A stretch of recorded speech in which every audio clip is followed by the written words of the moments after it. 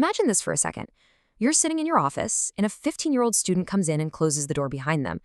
They're absolutely terrified. They tell you they're pregnant. They ask you for abortion resources, and they explicitly beg you not to tell their parents. As a future school counselor, what is your legal liability in that exact moment? What does your ethical code actually demand of you? And well, what if your own personal values completely clash with what that student is asking for? Welcome to today's Explainer. For you graduate students preparing to enter the school counseling profession, listen, these aren't just hypothetical classroom debates. These are the heavy, nail-biting, high-stakes scenarios you're inevitably going to face out there. The decisions you make, they'll have profound legal, ethical, and clinical consequences for everyone involved. So today, we're opening up the practitioner's playbook. Here is what we're going to cover. First, the ethical tightrope. Second, student pregnancy and privacy. Third, advocating for LGBTQ+ students. Fourth, the legal landscape. And finally, confronting personal bias. Let's dive right into Section 1, the ethical tightrope, navigating dual responsibilities. This right here perfectly captures the balancing act demanded by the ASCA's ethical standards. On one side, we've got to protect a student's ethical right to confidentiality and autonomy. Our primary obligation is always to the student, right? But we have to balance that against the parents' and guardians' inherent legal rights to be the guiding voice in their kids' lives, especially when we're dealing with deeply value-laden issues. You are essentially standing right in the middle of a tug of war, trying to promote a minor's independence without unlawfully stepping on family rights. It's a seriously precarious tightrope. Moving on to Section 2, student pregnancy and privacy, real-world scenarios. So you've got a 17-year-old student who's pregnant. Must you immediately pick up the phone and notify her parents? Now, some school districts try to implement these blanket parental notification policies that require counselors to do exactly that. But the problem with a one-size-fits-all policy is that it completely strips away your clinical discretion. I mean, what if the student faces severe physical abuse or intense coercion at home? Studies actually show that a significant chunk of minors whose pregnancies were revealed by a third party faced violence or were even forced into an abortion against their will. When ASCA surveyed its members, the data revealed a fascinating split. Counselors are almost evenly divided on whether students can accurately predict how their parents will react to a pregnancy. To put that into perspective, nearly 47% believe students cannot accurately predict that reaction.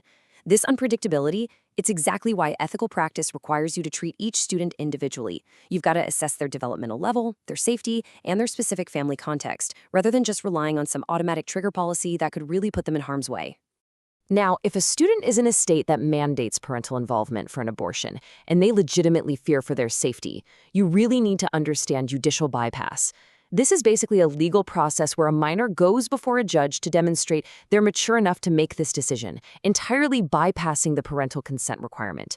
Providing a student with neutral, factual information about resources like this can be an absolute lifeline, though of course you must carefully navigate your local community standards and state laws while doing so. Knowing the exact parameters of judicial bypass in your specific state isn't just a helpful tip, it's a mandatory part of your clinical toolkit. But what if a student decides to carry the pregnancy to term? Well, the crucial point here is that they are fully protected by federal law under Title IX. You absolutely cannot force a pregnant student into an inferior alternative school program. They must be given equal access, medically necessary leave, and the opportunity to make up missed work. As their counselor, you are their absolute advocate in a system that might otherwise inadvertently push them to drop out. And actually, being that advocate brings us perfectly to our next major focus area. Section 3, advocating for LGBTQ+ students, combating hostile climates. 81%. According to a GLSEN survey, more than 8 in 10 LGBTQ+ secondary school students reported being verbally harassed because of their sexual orientation or gender expression. I mean, think about that. A fair and inclusive education is literally impossible for students whose physical and emotional safety is routinely compromised just by walking down the school hallway. And this harassment, it doesn't just happen in a vacuum. It happens in climates steeped in heterosexism. Now, heterosexism isn't just overt in-your-face bullying. It manifests implicitly. It's when school rules regarding name-calling just sort of aren't enforced for anti-LGBTQ+ incidents. It's when the curriculum completely excludes LGBTQ+ history. When the adults in the building assume heterosexuality is the default, where does that leave marginalized youth? Well, it leaves them intensely isolated and alienated from the very support systems that are meant to help them navigate adolescence. The source material gives us a super clear roadmap for creating safer spaces. Most crucially, Never, ever out a student to their parents or guardians before they're ready.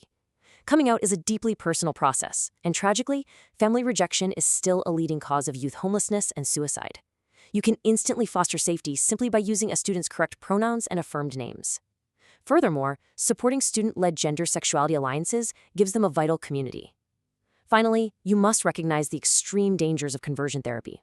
All major professional psychological associations reject conversion therapy as profoundly dangerous. Honestly, using your office to try and change a student's identity borders on child abuse, and it explicitly violates ASCA standards. Let's look at Section 4, the legal landscape, statutes to practice.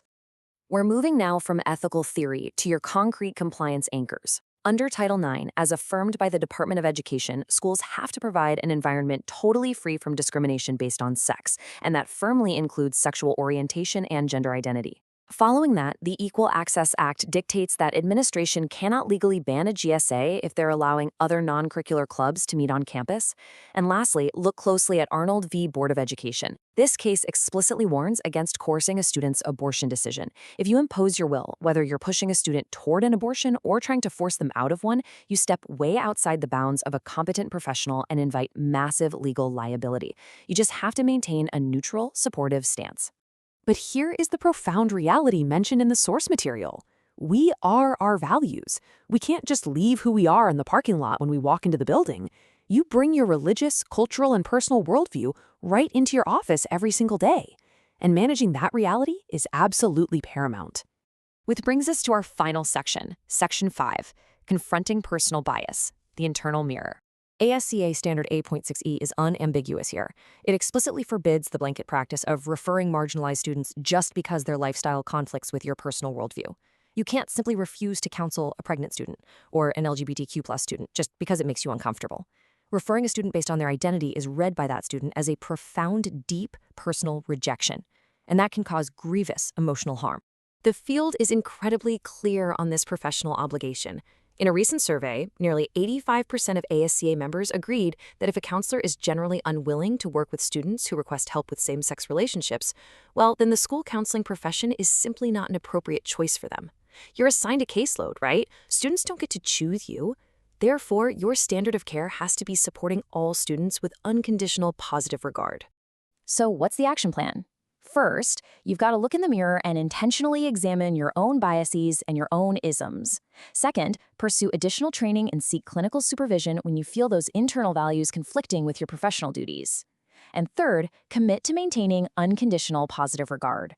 Listen, you don't have to change your deeply held religious or moral beliefs, but you absolutely do have to check them to ensure your office remains a safe haven for every single student who walks through that door. Which leaves us with one final, absolutely crucial question as you move forward in your graduate studies. You know the legal landscape now, you know the ethical tightrope, and you definitely know the immense vulnerability of the students who will be relying on you. So, are you truly prepared to check your biases at the door for the sake of your students? Something to really think about as you step into your future roles. Thank you so much for joining me for this explainer, and I'll catch you next time.